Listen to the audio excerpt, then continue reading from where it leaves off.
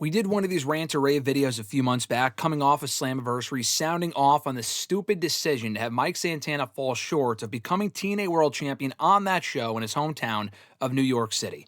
Of course, as expected, they did correct course going into Bound for Glory and have him win the championship on that show. We all expected him to. It was a nice moment. Still didn't make up for the fact that he should have won it in New York City back in July, but nonetheless, it was a nice moment. TNA then goes on hiatus for a month. No shows up until last night when they did a live show from Full Sail University.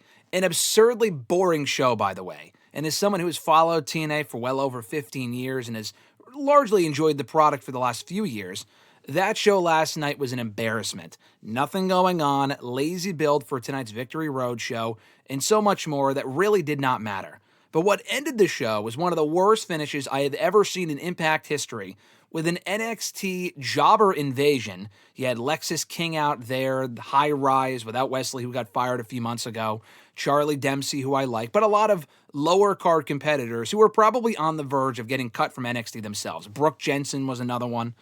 All going out there to attack Mike Santana during the TNA World Championship main event, only to lead into Santana getting cashed in on by one of the two trophy winners from Bound for Glory, Frankie Kazarian, who then went on to win the TNA World Championship. I like Kazarian. It was a well-deserved moment. But everything about the execution of the ending of that episode was just plain awful.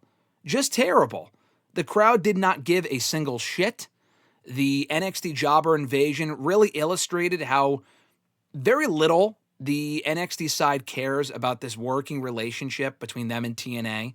And then to have Santana drop the championship in his first official appearance as TNA World Champion also illustrates how little this company cares about almost anything of what's going on right now. I don't know if Santana didn't resign to the company and that's why they had to quickly take the championship off of him, but any real post-WrestleMania Impact vibe the show could have had coming off of Bound for Glory a month ago, their buzz is gone, and that was one way to kill off any goodwill you may have gotten back from the finish of Bound for Glory a month ago, which in and of itself was not perfect when they attempted to close the show with Nick Nemeth and Frankie Kazarian attempting to cash in and all that other nonsense.